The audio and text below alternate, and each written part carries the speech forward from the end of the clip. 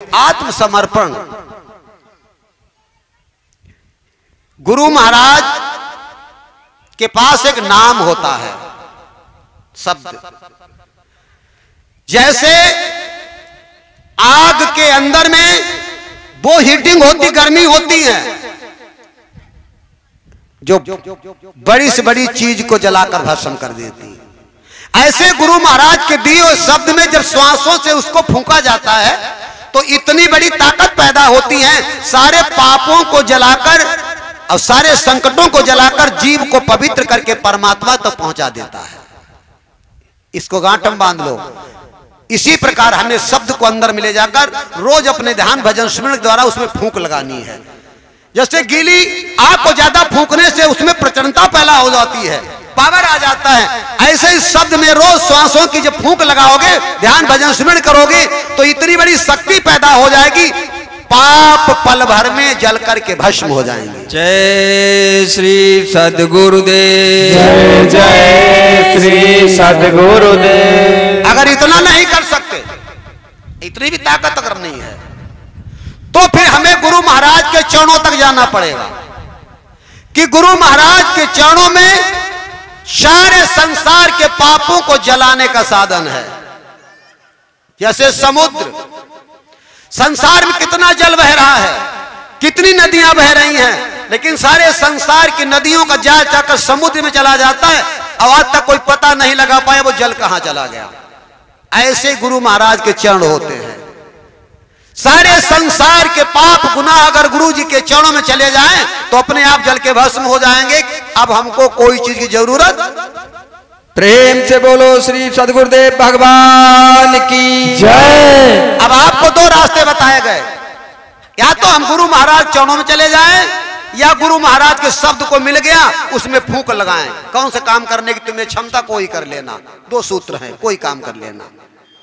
क्योंकि ब्रह्मानंद जी ने सूत्र दोनों दिए हैं, तन मन धन सब अर्पण गुरु चरणन की जय, ब्रह्मानंद परम पद मोक्ष गति ली जाए। अगर तू कुछ नहीं कर सकता है तो अपना तन मन धन सब गुरु जी को चरण में अर्पण कर दे। ब्रह्मानंद जी कहते तुझे मोक्ष मिल जाएगा, क्योंकि गुरु महाराज के चरणों में मोक्ष है। जैसे जल में डूबता है तो मृत्यु निश्चित है, अगर जल में प्राणी डूब जाए तो उसकी मौत निश्चित है, ऐसे भक्ति में प्राणी डूब जाए तो उसकी मुक्ति निश्चित है, कोई उसे टाल नहीं सकता।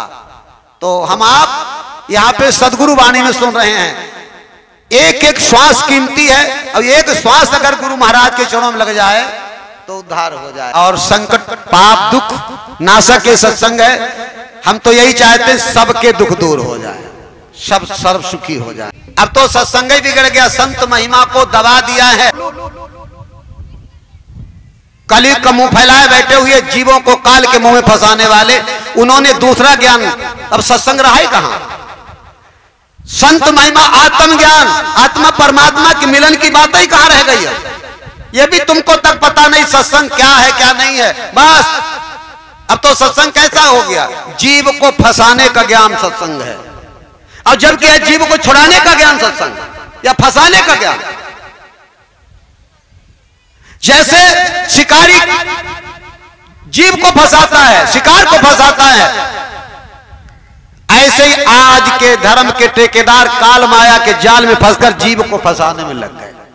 अब आप सत्संग का ही कहां रह गया। हमने कई बार बताया, सत्संग मतलब भीड़ जुटाना नहीं। सत्संग एक आदमी के साथ हो सकता है, सत्य का संग होना चाहिए। मन हो तो सत्संग सुनाने लगे, मन हो जो बकने लगे। सत्संग तो पहले वो सुनाए जो स्वयं अपने पे पहले रास्ता पे आए, अपना सुधार करे। अब तो गाना बन गया, हम ठाड़े पकड़ मैक सुनाने लगे, वही सुनाने, सब सत्संग सुनाने लगे। अरे बक सकते हो, चिल्ला सकते हो, सत्संग नहीं सुना सकते हो, ना अधिकार है सुनाने का। तो सत्संग एक अनमोल धन है जो संतों का अधिकार है, और संत सत्संग सबसे प्रिय चीज है, और कोई चीज नहीं। भगवान कहते हैं परमात्मा के भक्ति के वही अधिकारी जिनको सत्संग से प्रेम है, बाकी कोई अधिकारी हो ही नहीं सकता। सत्संग से प्रेम। और आज क्या सत्संग, एक ऐसी सी रणनीति बना दी गई है कलिकाल में संत मत को गिराने के लिए।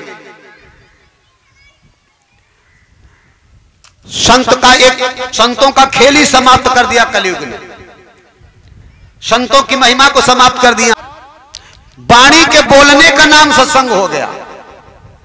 वाणी बोलने का नाम सत्संग नहीं है। बढ़िया वाणी बोल सकते हो, बढ़िया भजन सुना सकते हो, बढ़िया पैसा से लोगों को भीड़ जुटा सकते हो, लेकिन बढ़िया आत्मा नहीं बना सकते। ये तुमको बनाना पड़ेगा। ये बढ़िया बहुत मेहनत करनी पड़ेगी। मन को शुद्ध करना पड़ेगा, मन को पवित्र करना पड़ेगा। जीवों को पता क्या, ये तो बेचारे जीव ऐसे होते, इनको इकट्ठा होने में देर थोड़ी लगती। एक मुझे याद आ गई, मैं बताऊं तुम्हें। एक जगह एक चिड़ी मार्केट लगी हुई थी, या चिड़िया बिकती थी पकड़ पकड़। एक शिकारी पकड़वाता था, चिड़िया बेचता था। तो वो एक आदमी गया, तो एक आदमी पहुंचा तो वह तीतर बिक रहे थे। तीतर जानते हो, तीतर बिक रहे थे। तो कुछ तीतर पिंजरे में बंद थे पास ही में, और कुछ गठरिया बंधे धरे हुए थे गठरी में। तो कोई ग्राहक जाता, तीतर कितने में, तो कह देता ये 10 रुपए के एक तीतर है, कोई छोटा 20 रुपए। और जो पिंजरे में बंद थे 10-15 तीतर, कहीं इनको बेचते हो, कहीं नहीं बेचत नहीं, कहीं इन्हें बेच ले। कोई ग्राहक आई तो कहीं जब 500 में नहीं दी, कहीं 1000 में नहीं दे, कहीं हजारों में नहीं दी, कहीं 2000 में कोई दे दे, कोई 2000 में नहीं दी, कहीं काहे इनमा का, कहीं इन्हें खातिर मेरी दुकान नहीं चलती, कहीं दुकान चल, कहीं हाँ, कहीं जो बंधे धरे गठरिया, ये 10-5 तीतर जो हमारे इन्हें के कारण बंधे धरे, जय ना होते तो जय गठरिया बंध के होते ही ना। कहीं जो ऐसो का मामला, कहीं जय तीतर हम जब जाते हैं जंगल में छोड़ दे, तो जो ऐसी बोली बोलती, इनकी बोली सुन के सारे तीतर चले आओ तो फंस जाती है। अब वो हम बेच ले 10 रुपया में बेच ले तो हम मुनाफा हो जाता है। और जो फिर 500 में 1000 में बेच घटा नहीं हुई है, तो बोले ये क्या है, कहीं हमारी दुकान के संचालक हैं, जीवों को फंसाने के लिए ये फंसाते ऐसे हैं। तो ये सत्संग नहीं है। संत सदगुरु कभी नकल में नहीं फंसाते, वो तुम्हें तत्व आत्म तत्व फंसाते हैं कि जा परमात्मा के शरण में चला जा, गुरु जी के शरण में चला जा। गुरु शिष्य की परंपरा है, सदियों से चली आई है। ब्रह्म की शिष्य प्रकृति भाई, जिसे ब्रह्म कहते हो, एको ब्रह्म द्वितीयो नास्त, ब्रह्म दिस है ब्रह्म सुनिए, एको ब्रह्म जानिए, आत्म पसारा कर्णहारा, बगैर गुरु ना पहचानिए। वो ब्रह्म जो मोक्ष देता है। अब प्रकृति को शिष्य महत्व का शिष्य ओंकार, ओंकार के विष्णु, विष्णु शिष्य लक्ष्मी भाई, विधि लक्ष्मी के शिष्य, सब चला रहा ऊपर से। ब्रह्मपुत्र नारद बने मछुआरे के शिष्य, और फिर नारद के ज्ञान से भय अनेकन, ये चला रहा सब। रामकृष्ण से को बड़ो तिनहु ने गुरकीन, रचने वाले जगत के गुरु चरण आधीन। हम तो अपने गुरु जी के लाल बोल रहे हैं। चित्त लगा हमारे गुरु महाराज हैं, मेरे दादा गुरु अभी मौजूद हैं।